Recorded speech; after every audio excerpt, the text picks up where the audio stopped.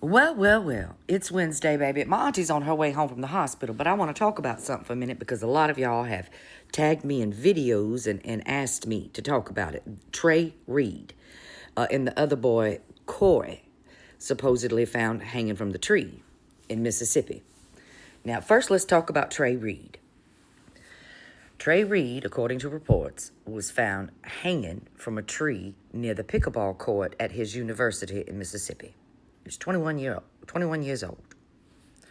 I want to start out by saying you have a better chance of winning the lottery twice and getting struck by lightning 4 times before you're going to find a black person unalive themselves via a hanging in a tree. That's just how I feel about that growing up in melanated communities. That's just not something they do.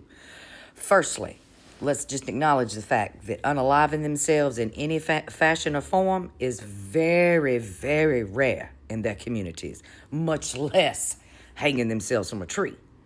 Now, initially on the internet, everybody was saying that he had broken bones and stuff, and the coroner's office has come out to say that that's not true. However, I'm going to revert back to melanated men don't hang themselves from trees. Anyway, some other fishy things are going on. His parents said that there's been a whole lot of miscommunication. When they were first called by the police said they found him in his dorm room, not from a tree. So there's been a lot of miscommunication.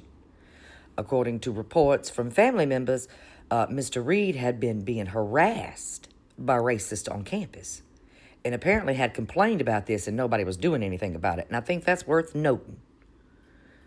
These are things people are saying.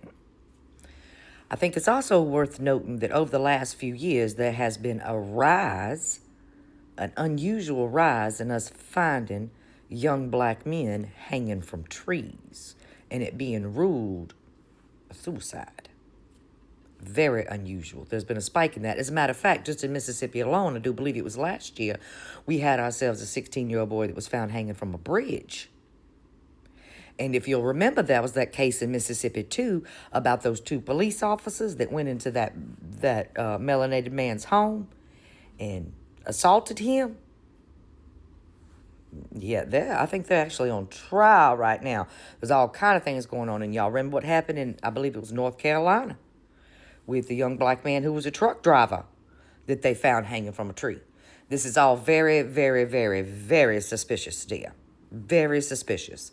And it needs to be looked into and more eyes need to be on it because it just does not add up, honey. It don't add up. Secondly, the other young man that everybody's been talking about, saying that there was another black man found around the same time in another city around Vicksburg, I believe, in Mississippi, named Corey something or another. Now, it was reported that Corey was a black man, too. What I have found out is that Corey was not a black man. He was a white boy. And this case is important, too. And I'm going to get to why this case is important. Both of these cases are important. The Corey boy, according to his mother, was living on the streets already, living in the woods and stuff. And he had a problem with drugs. And he had been suicidal before.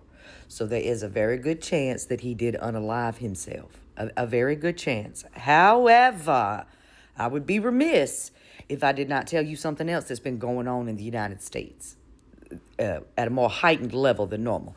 Now, we've always had a problem in the United States with the unhoused population just popping up dead. The unhoused population has been a hunting ground for new serial unalivers, their practice ground. This is something that's been a problem for a long, long time. It's a part of our population that is not checked after, looked after. Nobody's keeping tabs on them. So they come up missing a lot and are found in precarious ways, unalived. That is nothing new. But what is new, however, and I can attest to this, is there has been a rise in the unaliving of our unhoused population. For instance, in the city that I live in, about a month ago, we had a rash of hit and runs. Somebody was running over people in town. And our news didn't put it together. But in a week, 4 different individuals had been run over in a hit and run. And the 4 individuals in question, 2 of them were were unhoused men that were known to walk the streets, and 2 of them were ladies that are known to walk the streets. We'll call them ladies of the night. And instantly, in this week where these 4 people had been hit, I was like, that they all have something in common. They all live outside and roam the streets. It came very clear to me that somebody was doing this intentionally to the unhoused population. Just the other day, we had a report coming out of other states where somebody had unalived some of the unhoused population, like in mass. Somebody like mass unalived some of the unhoused population. We had the Fox News reporter get on TV the other day and said we should just euthanize the unhoused population. So we got 2 things going on here in these stories at the same time. We have the very, very suspicious unaliving of a young black man via being hung, which is something we've seen increase over the last couple years all across the United States.